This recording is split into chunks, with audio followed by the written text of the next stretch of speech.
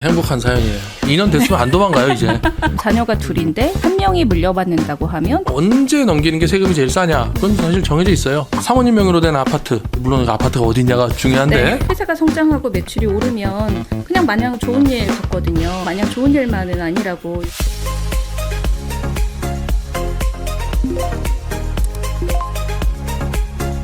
경기도 화성에서 20년간 제조업을 운영 중이신 대표님의 사연입니다. 회사는 꾸준히 성장해서 연매출 200억, 기업 가치는 100억에 달했습니다. 사업 전망이 긍정적이라 이쯤에서 승계를 하려고 하니 회사 가치가 오른 게 좋은 것만은 아니구나 하는 생각이 듭니다. 회사는 2년 전부터 입사해서 열심히 하는 아들에게 물려줄 생각인데 딸은 어떻게 하나 고민입니다. 훗날 남매 간에 다투는 일이 없도록 현명한 조언 부탁드립니다. 네, 오늘 사연은 나동환 대표님 모시고 이야기 나누겠습니다. 네. 대표님 안녕하세요. 반갑습니다. 네. 대표님 사연 들으셨죠? 네, 행복한 사연이네요. 이어받는다고 해서요? 네, 자식이 일단 이제 회사에 일하고 있다. 네. 그러니까 회사가 마음에 든 거잖아요. 네, 그렇죠. 2년 됐는데 2년 됐으면 안 도망가요 이제. 이게 행복한 거고. 네. 예, 그리고 또 따님도 있고. 네. 예, 좋죠. 제가 사연에서 말씀드린 것처럼 자녀가 둘인데 한 명이 물려받는다고 하면 다른 한 명은 어떻게 해야 되나요? 그 질문에 답변하기 앞서서 이제 네. 사장님들의 이제 만나서 얘기해 보면 심리의 변화. 네. 이제 왜 그러냐면 이제 사실 이게 되게 무거운 주제예요. 왜 무겁냐면 살아있는 사람들끼리 그러니까 저의 죽음 이후의 시간을 대화하는 건 아니잖아요. 그렇죠. 그죠? 그러니까 그 창업자님의 창업주의 나중 얘기를 하는 거거든요. 그러니까 승계자라는 단어는 내가 그 창업주가 떠난 이후를 얘기하는 거라서 네. 처음에는 그냥 그 세금을 줄이거나 뭐 이런 쪽에 관심을 많이 가지세요. 그러다가 이제 그게 이제 픽스가 되죠. 네. 그러니까 이제 시기에 따라 그러니까 언제 넘기는 게 세금이 제일 싸냐? 그건 사실 정해져 있어요. 크기 전에. 회사가 쌀 때. 예. 그러고 그리고 아니면 맨 마지막에 네. 이런저런 조건 만들어서 넘기는 걸 그런 거고. 그다음에 관심사는 이제 회사가 잘 그 최소한 나 때처럼 이렇게 나 때는 말이야 하면서 이제 네. 다음 우리 아들한테도 회사가 잘 돌아가길, 자식이 고생 안 하길. 그러니까 이제 그 최적화 문제, 예, 그다음에 조직 융합 문제 이런 것이 넘어가는 것. 즉 이제 처음에 말씀드렸던 건 이제 지분과 돈과 관련된 문제고 두 번째 거는 이제 경영 기술과 관련된 겁니다. 그러니까 아버지의 세대에서 다 자식 세대로 경영하는 기술이 이제 매니지먼트가 넘어가는 거고, 그리고 이제 맨 마지막에 고민하는 단계는 바로 그 가족 이제 자기 떠난 이후에 네. 그 생각을 하시는 거예요. 자기 떠난 이후에 이 자식들끼리 이거 분쟁이 혹시 일어나지 않을까. 이거 이잘난 거 그때는 이제 회사가 이잘난 게 되죠. 소중한 거였다가 이제 자식 앞에서는 사실 되게 숙연해지잖아요. 네. 자식 앞에 이것 때문에 혹시 화가 있을까봐 그게 자기에게 수치라고 느끼는 거죠. 자식 농사 뭐 이런 말씀 하시잖아요. 그래서 그 우리 저 오너들 60 넘으신 오너들은 대부분 그 생각을 하고 계신 것 같아요. 그래서 최종적인 이슈는 가족 화목이고 오늘 네. 이 사장님이 말하는 요 내용도 이 훗날이라는 단어를 쓰잖아요. 네. 훗날 남매간에 그러니까 네. 훗날이라는 것은 나 떠난 이후 그러니까 굉장히 의미 있는 그런 이 사례죠. 내가 떠난 이후에 자식 새끼들이 안 다퉜으면 좋겠다라는 그 아주 굉장히 긴 가족 화목에 관련된 거를 이제 다루는 건데 그러기 때문에 좀 뭐라 그럴까요? 좀 과감하셔야 돼요. 과감하다라는 거는 예를 들자면 회사를 정확하게 그 아버지가 의지를 딱 정해야 돼요. 이거는 뭐 이렇게 아들한테, 요거는 딸한테. 선택권을 주면 안 된다. 아니 선택권 이제 합의해서 선택을 해야 되겠지만 그 룰을 먼저 아버지가 정해줘야 되는 거죠. 자, 요건 이렇게 돼서 요거는 오빠 거야. 오빠는 이렇게 행사하고 오빠는 동생한테 어떻게 해줘야 돼. 뭐 예를 들어서 회사를 뭐 5대5로 한다든지 네. 75대 25로 한다든지 뭐 이런 거에 따라서 그 룰을 먼저 정해주는 게 되게 중요합니다. 근데 다행스러운 것은 이 자본주의의 그 가이드라인, 회사법이 이런 경험이 되게 많아요. 그래서 이런 것들을 그 왜 투자자 간의 협정 문제가 있었고 그런 것 때문에 이미 이런 것들이 원하는 것들을 구현할 수 있는 것들이 이미 만들어져 있고 그거를 그냥 가족의 그 승계 과정에서 이렇게 뭐 권리를 좀 분리한다든지 그런 걸 할 수 있다. 이렇게 어떤 이해하시면 돼요. 방법으로 분리할 수 있을까요? 케이스는 2개인데 뭐 수많은 케이스 그 안에 들어가면 또 케이스가 있고 케이스가 있는데 크게 딱 2개로 나눠 볼게요. 지금 이제 회사가 대략 기업 가치는 이건 세법상 가치일 거예요. 네. 100억이라고 얘기하신 건 100억이면 이 회사만 오롯이 요거밖에 없다. 네. 이 케이스가 하나 있겠고, 근데 의외로 이게 많아요. 이거 하고 그냥 그 저 사모님 명의로 된 아파트. 근데 물론 아파트가 어디냐가 중요한데. 근데 요거 하고 이제 요 집 하나인데 이건 이제 엄마 살아야 되니까 요거 하나 하고 저 사장님의 재산이 좀 있는 경우. 네.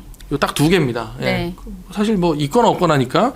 그러면 먼저 후자부터 할게요. 네. 이거 있고 회사 있고 개인 재산이 좀 있을 때. 네. 그러면 이제 자식 생각은 좀 다를 수 있어요. 그러니까 이 사업은 개입해서 중소기업이 특히 그렇잖아요. 개입해서 일 안 하면 여기선 이 소위 말하는 가치가 생성이 안 되거든요. 그래서 이거를 어떻게 보느냐에 따라 달라져요. 그러니까 이 세법상 가치는 100억이지만 그냥 현금으로 있는 그냥 임대부동산으로 있는 50억이 더 커 보일 수도 있는 겁니다. 예. 그런데 이 회장 사장님 같은 경우에는 아들이 와서 일하고 있다라는 거 보니까 어쨌든 아들은 이게 마음에 드는 모습인 거로 볼 수 있어요. 그래서 승계자가 정해져 있는 거죠. 예, 승계자가 정해져 있으니까 요건 회사고, 그러니까 이거는 뭐 아마 제가 말씀드리기 전에 마음도 다 정해졌을 텐데 회사는 아들에게, 네. 개인 재산은 딸에게. 요게 가장 일반적이죠. 근데 따님 입장에서도 자기가 사업을 하고 싶을 수도 있잖아요. 네, 그럼 뭐 이제 뭐 증여특례 어떤 제도가 있으니까 그건 그렇게 하고, 오늘은 그게 중요한 게 아니고 오늘 질문의 그 대화의 핵심은 이 회사밖에 없다. 네. 이게 문제거든요. 요거 있으면 요거 주고, 요거 개인 자산이 있을 때는 일반 재산 딸 그 주고, 부분을 주고, 금액을 고조를 떠나서, 네. 그리고 이제 회사는 이제 아들한테 주면 되는데 아들 와서 일하니까. 근데 이제 요 회사밖에 없을 때 이게 100억짜리라고 할게요. 근데 이게 가격이 이제 세법상 가격의 100억인데 그러면 이제 이거를 주식을 어쨌든 나눠줘야 되는 입장이잖아요. 나눠주게 되면은 지분이 나눠지고, 당장은 지분이 나눠졌는데 별말 없겠죠. 네. 그런데 이제 생각해 보시면 시간이 지나, 그래서 한 20년 지나 봐요. 네. 그러면 딸은 딸대로의 가정이 생기고. 그러니까 지금 이런 케이스에 있는 사장님의 형제간의 관계를 한번 생각해 보시면 돼요. 그리고 그 자식들, 그러니까 형제의 자식들, 사촌 간의 관계를 생각해 보시면 그 자식들이 그 회사의 주식을 서로 갖고 있는 거거든요. 시간이 지나면 지날수록 복잡해지죠. 네. 그래서 제가 생각하는 방식은 종류 주식으로 나눠 놓는 겁니다. 종류 주식이 뭔가요? 종류 주식은 이제 다른 종류란 뜻인데, 그러니까 보통주는 의결권도 있고, 네. 배당 이익 개인 그 이익을 할 수 있는 이익 청구권도 있거든요. 그러니까 그 의결권과 이익권이라고 합니다. 이게 한꺼번에 같이 있는 거를 보통 주식이라고 해요. 네, 그냥 보통 주식. 보통 일반적인 거죠. 네. 근데 여기서 의결권이 빠져나가고 배당권만 있는, 그러니까 투표권이 없는, 그래서 그걸 이제 우선주라고 합니다. 그러면 상법상 우리나라는 25%까지 우선주를 만들 수 있거든요. 네. 그러면 예를 들어서 대표님이 결정을 하실 게 아들한테 한 75%, 네. 근데 딸한테는 한 25%를 주는데 네. 의결권 없는 주식으로 바꿔서 네. 아버지가 바꿔놓고 이제 딸한테 주는 거죠. 그 방법을 선택할 수도 있고, 아니면 5대5로 나눠줘. 그러면 아들은 보통주로 50%, 네. 딸은 25%는 보통주. 25%는 의결권이 없는 거. 근데 이게 50%다 의결권이 없는 걸로 할 수 있지 않느냐. 근데 이게 상법상 불가능해요. 아까 우리나라는. 25% 미만으로 해야 된다고. 네, 그래서 딸은 공평하게 반반 가졌어. 그런데 의결권은 무조건 오빠가 3분의 2를 갖고 있는 거잖아요. 네. 그렇기 때문에 그 오빠가 의사결정을 할 수 있는 거죠. 그래서 어떻게 보면 그 여동생은 이제 딸은 이제 그 의결권이 적으니까 사실상 회사 경영에 많이 참여하지 못하게끔 아버지가 그렇게 설계를 해놔버리는 거죠. 이런 방법 선택할 수 있을 것 같아요. 그 아까 사연 중에 이제 대표님은 회사가 아니 제가 생각해도 회사가 성장하고 매출이 오르면 그냥 마냥 좋은 일 같거든요. 네. 근데 또 대표님은 마냥 좋은 일만은 아니라고 이렇게 말씀하시는데 그렇게 말씀한 배경은 뭐가 있을까요? 일단 주가가 올라간다는 거는 좋은 일이고요. 잉여금이 쌓이거나 단기 수익이 이제 생기면 좋은 일이잖아요. 그래서 이제 잉여금이 쌓이니까 좋은 일인 것 같은데 여기서 말하는 이제 좋은 일만은 아니다라는 거는 주가 올라가는 만큼 세금도 느니까 네. 그렇게 되는 거라서 그런 표현이 이제 여기 들어간 것 같은데 그러면 이제 가업승계 이제 주식을 이제 가업승계 제도를 통해서 넘길 때 네. 여기에 이제 문제가 되는 것은 업무와 관련 없는 자산이 늘면 그거는 세금이 느니까 그거에 대한 부담이 있으실 텐데 제가 보기에는 그냥 이제 시간이 지나면 지날수록 이제 주가는 올라가고 네, 매출도 더 커지고 매출도 하겠죠, 커지고 자산도 그런데 업무무관 자산만 잘 컨트롤하고 네, 업무무관 자산만 잘 컨트롤하면은 지금 그 이제 승계를 고민하신다는 것은 사실 그 창업주가 60세가 넘었다는 뜻이지 않습니까? 네네. 그러니까 한도는 지금 이제 벌써 회사 창업하신 지 20년 됐으니까 네. 한도는 이제 앞으로 10년만 더 하시면 이제 500억까지 되니까 주가가 올라가는 거는 그렇게 크게 문제가 되지 않나요? 예, 뭐하러 서두르고 뭐하러 빨리 할 필요가 있어요. 아니, 왜냐하면 제도가 500억까지 받쳐주는데 네네. 예, 그런 대표님 문제 없을 것 그 같아요. 서두를 필요 없다고 하셨는데 언제 그러면 아드님에게 증여하는 게 네, 그건 좋을까요? 그러면 이제 그 질문을 하는 의도를 이제 생각해 보면 이제 목적이 뭐냐는 거예요. 그러니까 세금을 줄이고 싶으시냐. 네네. 그러면 이 회사 주가가 막 팡팡팡팡 막 갑자기 큰 거 수주를 한다든지 그래갖고 막 500억을 넘을 것 같아. 네. 아니면 이거는 부득이하게 업무무관 자산이 많을 수밖에 없어. 앞으로는 더 늘 것 같아. 네. 뭐 예를 들어서 조그맣게 부동산을 이제 하나 샀는데 네. 그게 가격이 뭐 예를 들어서 뭐 몇 배가 될 것 같아. 그러면 이제 그 고민이 되는 거죠. 그러면은 네. 세금을 줄이고 싶다면은 그런 의사 판단을 쉽게 할 수 있어요. 네. 근데 이제 지금 질문의 속 질문은 언제쯤 아들한테 이 회사를 진짜 지분 말고 다 넘겨줄 거냐 그것에 네, 대한 네. 판단인데 경영권. 제가 이런 말씀 드려야 될 것 같아요. 그러니까 이게 승계는 다 처음이잖아요. 승계 2번 하는 사람이 없잖아요. 그렇죠. 2번 죽지 않지 않습니까? 그렇죠. 예, 네. 그러니까 제가 이 말씀을 드리면 동의가 되실 겁니다. 이게 뭐냐면 승계 창업주가 네. 사실상 돌아가시기 전에는 이게 기업을 진짜 넘겨주는 건 현실적으로 흔치 않아요. 살아계신 동안에. 네, 살아계시는 동안. 그러니까 제가 좀 조언을 드린다면 네.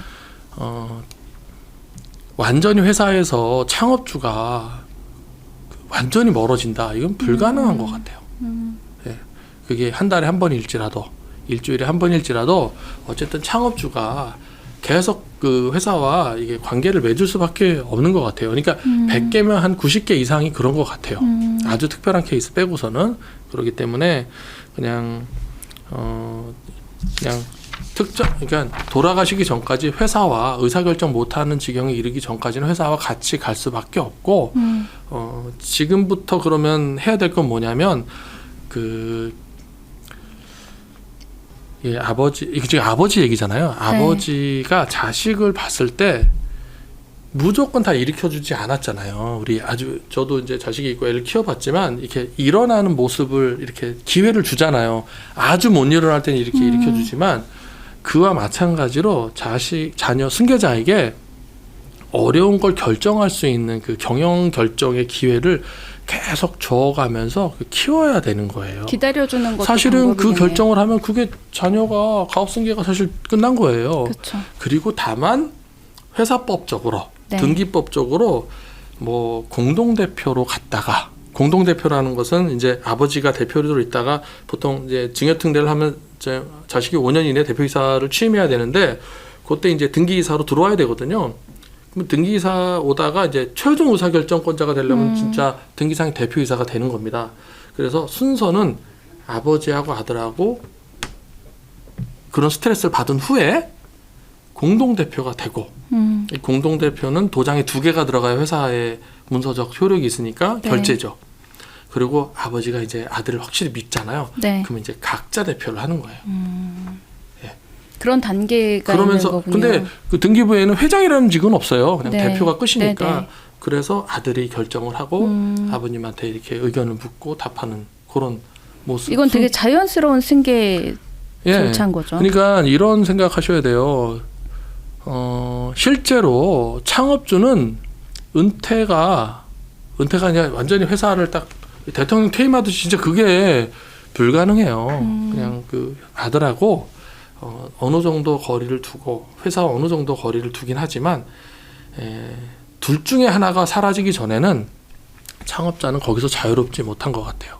러닝메이트 같은 그냥 거라고 계속 보면 되나요? 계신 것 같아요. 제가 보니까 돌아가시기 전까지는 계속 출근 여력이 되시면 출근하시는 거고 비근한 예로 그 회사 그 공장에는 안 가시지만 네. 별도의 심지어는 이제 재단을 만들어서라도 출근하고 그 이렇게 모여갖고 회의하고 그렇게 하듯이 그런 자리를 지켜주는 게 맞고 그리고 그게 자식한테도 그렇게 크게 또 어려움이 있는 것 같지도 않아요. 그런 모습 자체가. 네. 대표님 말씀을 듣고 보니까 그 승계의 시점이라는 게 참 답이 없는 것 같습니다. 그러니까 다시 뭐 말씀을 네. 정리하자면 주식 지분이 넘어가는 거는 네. 세무적 이익을 고려해서 넘기면 돼요. 네. 예. 그리고 좀 늦게 한다고 해서 제도가 물론 이제 500억 넘는 회사는 의사결정을 해야겠지만 500억 안 되는 회사들은 그 세무적 이익은 잘 판단하면 의사결정을 하실 수 있고 그다음에 또 하나는 이제 그걸 넘길 때 소위 말해서 저 두 자식 간의 갈등 문제는 네. 이런 상법상의 그 의결권 제한 문제 이런 거 갖고도 해결할 수 있고 네. 그다음에 그 등기 문제 그러니까 경영권에 대한 의사결정에 대한 판단의 문제는 또 공동대표, 임원, 각자 대표 이런 제도로 충분히 할 수 있으니까 네.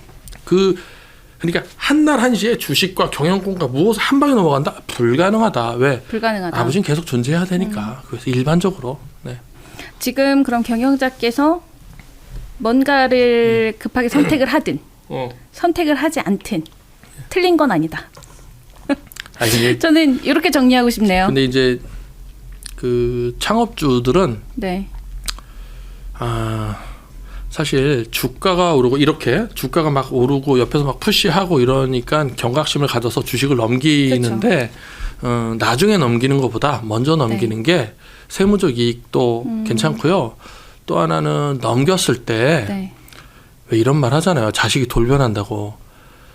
그 우리 뉴스를 보면은 대한민국이 아주 전쟁터 같잖아요. 근데 나가보세요. 실제로 그런가? 안 그렇잖아요. 그쵸. 뭐 자식이 배신 때리고 이러는 거 그것이 뉴스로 나오는 건 뉴스 같은 일이기 때문에 그런 거거든요. 그래서 사실 그런 일은 별로 없다. 흔히 일어나지 않는다. 네, 흔히 일어나지 않고 저는 아직 못 봤어요. 아버지가 아들한테 뭐 반기를 들고 뭐 이사회에서 아들이 아버지한테 반기를 들고 거꾸로군요. 네. 예. 예. 네. 그런 거거든요. 예. 다만 제가 그냥 이야기를 하나 드리자면 네. 그 담력 게임이라는 게 있어요. 네. 아세요? 담력 게임? 담력 게임 뭐냐면 자동차 두 대가 차선을 걸어놓고 서로 박치기 할 때 서로 달려오는 게임 거예요. 말씀하시는 예? 거죠? 치킨 게임. 치킨 게임이 돈 갖고 싸우는 거고 이게 담력 게임이라 자동차 이렇게 부딪히는 건데 네. 여기서 소위 말해서 겁나는 사람이 핸들을 꺾어서 밖으로 나가는 거예요. 그럼 지는 거거든요. 네. 근데 이 승계를 하다 보면 아버지하고 아들하고 이 담력 게임을 해요. 그런가요? 그게 이제 얘기 나오는 거죠. 의견을 갖고 이제 충돌하는 것인 거죠. 근데 이 담력 게임에서 네. 대부분 아들이 이깁니다. 예. 왜냐하면 아버지는 그 아들밖에 없거든. 베트나가 없어. 근데 아들은 뭐 베트나가 있구나. 이 회사 말고 난 딴 데 취업하면 되지. 창업하거나. 그리고 대체로 그 아버지의 학력보다 아들 학력들이 다 높아요. 잘 가르쳤던 경우가 많고 해서 이 담력 게임. 그러니까 사실은 아버지들을 보면은 담력 게임에서 질 거면서 담력 아니 아들 말고 대안이 여기도 자식밖에 대안이 없거든요. 그러니까 담력 게임에서 질 거면서 그 괜히 그런 말씀도 하시죠. 그러니까 이미 그 사실 승계를 자녀 말고는 세법적으로 이 회사가 유지가 안 됩니다. 예, 그냥 뭐 예를 들어서 뭐 M&A 하는 거 빼고는 네네. 세법적으로 유지가 안 되기 때문에 자녀가 이렇게 그 승계를 하길 원하고 이럴 때는 이런 제도 잘 활용하셔서 전략적으로 승계 계획을 짜되 너무 늦지 않은 시기에만 하면 되고 하루 한 날 모든 거를 내가 딱 준비해 갖고 넘길 계획을 하시는 것보다는 돈은 돈의 원리를 따라서 네. 그다음에 경영 기술은 경영 기술을 넘기는 방법에 따라서 의사결정 얘기하는 거예요. 그리고 이제 다른 것들은 이제 창업 정신과 관련된 것들은 아들이 그걸 갖고 다른 이제 계획을 짤 수 있는 그런 토대에서 하나씩 순차적으로 넘기는 전략을 짜셔라. 결국 그리고 자녀와의 그 담력 게임 같은 것을 갖고 이제 뭐 자식이 배신한다 뭐 이런 얘기를 하는데 그런 일은 사실상 왜냐하면 아들이 회사 밖에 있을 땐 철이 없어요. 근데 회사 안에서 일하잖아요. 그러면 이제 아버지 마음을 그때서 이해하는 거죠. 그래서 한번 저는 믿고 해보셔라 이런 말씀 드리고 싶어요. 오늘은 화성 제조업체의 분쟁 없는 승계 사연을 나동환 대표와 함께 살펴봤습니다. 대표님 오늘 좋은 말씀 감사합니다. 네, 고맙습니다. 네.